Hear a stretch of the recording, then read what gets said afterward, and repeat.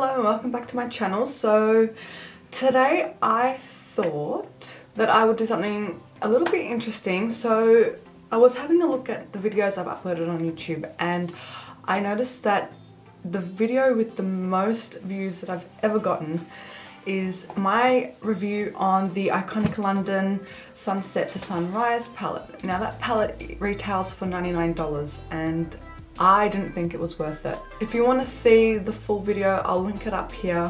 But I thought today I would revisit that palette and try it out. My makeup taste has changed from when I filmed that video. It's a lot more, it's still glam, but it's not as heavy and it's not as Instagram-ish. That's not a word. It's not the stuff that you see on Instagram. So I'm interested to see if I end up really liking this or if my review stands where it's just not worth the $99 price tag. If you haven't seen what the palette looks like, this is what it looks like from inside. As you can see, it's a whole bunch of shimmers with 1, 2, 3, 7 mattes. But they're not like really dark mattes that you could define the crease with. Jump straight into it. I'm gonna prime my eyes with the e.l.f. Putty Primer today. I did a full face of e.l.f. makeup and this was one of the items that I had purchased and I actually am thoroughly really enjoying it. I think it's a really good primer. I didn't have any issues blending on top or creasing, which is always great. So I'm just applying a light wash of that all over my lids. Just creates a really nice even base to start off with. Okay, the moment of truth. So I'm gonna grab a fluffy brush. Let me see what I want to do today. I mean, what should I start off with? Okay, let's take Summer Loving, which is this light neutral pinky shade. I'm sorry if the camera starts going funny. This is a metallic gold and I don't think the camera really likes that. So hopefully though you can still see the shades. Anyways, I'm going to take Summer Loving all through my crease.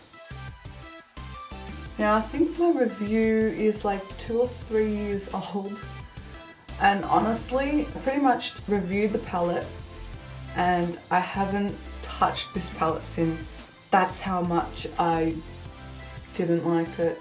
I mean the look that I created with it was really nice but I can't get over that bloody price tag. $99. Okay, I really don't think it's worth $99. Ooh. Okay, open mind, Steph. Open mind. Open mind. By the way, I'm sorry if you can hear any talking or anything like that in the background. We in here, not in here, but in the state of Victoria, are back down into lockdown. So this is our 4th time. They are saying that it's going to last 7 days, but judging by what happened last year, who knows? We ended up being in hard lockdown last year for 8 months. Nothing was open, we couldn't do anything. So we'll see. Okay, so we've got this transition happening. Let's start to do something with it. Maybe I'll go in with tan lines. It looks a bit darker than Summer Loving. I'm just going to use the same brush. And I'm going to deepen up this crease and I think I'll also begin to deepen up the outer corner as well with this shade. Okay, so we've got that happening. I accidentally dipped in already into Tequila Sunrise, which is like a brighter shade of tan lines, and I placed that on the outer corner as well. And I want to take that into the outer crease. I might use a clean fluffy brush just to blend out the edges here. Actually, I'll use a little bit of tan lines. And essentially that just looks the bloody same colour. Okay. Well, what you do on one side, you must do on the other. Okay, cool. Sure. Alright, I'm gonna grab a smaller fluffy brush. I'll use this one by XO Beauty. It's the Tulip Crease brush, and I'll go in with After Party, which is like a purple. Well, it's not like a purple, it is a purple, and it's a matte shade. And I'm going to attempt to use that to darken out this crease, which I mean really hasn't, well, it's done a little bit but not much. You know what, I might mix the After Party with All Nighter, which is like a shimmery purple. It's got like purple, light purple reflex on a dark base. I'm gonna mix the two and apply that. Yeah, okay, that's the type of darkness I was aiming for. Okay, and then I'll use that first brush just to help me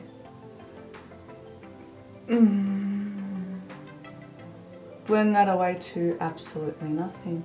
Okay then. Well, you know what? I always say blending is all about back and forth motions, so let's just see if I do that, what happens. So far there's minimal fallout. I wouldn't say there's not any completely, but you know, there is a little bit. These shadows are really powdery, especially like the mattes, they are really, really powdery. I'm gonna use a second brush that I used, and I'll just focus that on the edges to soften them. And I'll go in again to build that up. So this is the third time. I mean, it's fine. Usually I'll go back in, I'll put it on the first time around, and then maybe depending on the shadow I'll have to go back in a second time, but usually after the second time it's fine. Okay, we're just gonna leave it at that. I'll go ahead and do the other eye. Okay, so this is how we're looking so far. Let's go on to the lids, because honestly I think this is as dark as we can go. So I think what I might do is I might go in with Bikini Babe, which is a shimmery purple. Then I might go over that with Sandstorm over here. And then depending on how that goes, I might take either Pool Party here or Seashells for like the inner corner. So I'll grab a small flat brush, and first I'll go in with Bikini Babe. Oh, sorry, it's Babe, not Bay. And then apply that all over the lid. I'll use my finger for that. Seems to be better. I think what I might do is I might go in with Tequila Sunrise and some tan lines. I'm gonna mix the two. And I'm gonna apply that here. I feel like this section here with the shimmery shade on top of that darker concoction that we did just looks a little bit too harsh. So I kind of want to soften that out. I'm going to go in with whatever's left over of that darker shade on the brush. So I'll go in with Sandstorm. Apply that to the center. Right, honestly. Okay, so let me try and see what happens when I wet the brush. So I'm just going to use this Hydrate and Fix setting spray by Revolution, excuse me. I'm going to spritz my brush, apply some more Sandstorm onto the brush. Just going to use my finger to soften out the edges. Let me take Pool Party on the same brush and apply it here in the inner corner, or the inner portion of my eye, sorry. It's a nice subtle colour. My brush is still a little bit wet from 30 seconds ago. Let me soften out the harshness of these edges. Whatever's left on this brush as well, I'm just going to run on the inner portion of my crease. Okay. Well, I'm going to go off and do my base, then I'll come back and finish off the eyes, and we'll see if my opinion has changed. Okay, so the rest of my face is on. Let's finish off the eyes. Let's do this a little bit backwards. I'm going to try and use the darker shade first and then blend out with the lighter shade, see if that helps the whole issue that's happening here. So I'm running those two darker purples all the way down. So that blends really nicely. And you apply that first. Okay, and then we'll use a concoction of tan lines and tequila sunrise underneath here as well. I'm going to take seashells, which was that lighter shimmery shade, and I'm going to put that on the inner corner. Ah, see, that's really nice. I like that. Actually, I like that a lot, that one. I see this shade called Ibiza Nights. This one. I really want to try it and I don't know where to put it. Maybe, you know what? Maybe we'll run that right under here.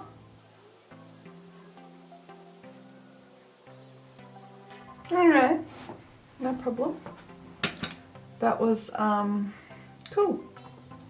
I'm going to dust off that flat brush that I've been using. I'm going to wipe off any of the excess shadows from that. And I'm going to go with All Nighter, that dark purple, the only dark shade in the palette really. And I'm going to put that as close to my lash line as possible, and I've gotten a whole bunch of fallout. That's fine. I'm just going to put that just on the outer corner of my lash line. Well, let me apply some lashes and mascara, and I'll really give you guys the final thoughts and stuff. Okay, so everything's now completed. I've just put on this lip, which is the BH Cosmetics waterproof liner in, I believe, Playful. I put that all over my lip, and then I've just gone over with the NARS Afterglow Lip Balm in Orgasm. Right. Oh, and the lashes are the Tati lashes in Chick Flick. This is the eye makeup. The eye look turned out really nice. The shimmers have disappeared. The shimmers are quite soft. That inner corner one though is Chef's Kiss. I really like that. The Ibiza Nights is meh. I think, so from my review video, I like the outcome of the look that I created, which is great. But I still don't think it's worth $99. I don't know, man. I just think, like, if I was to realistically use this palette, these shades for me are just too light.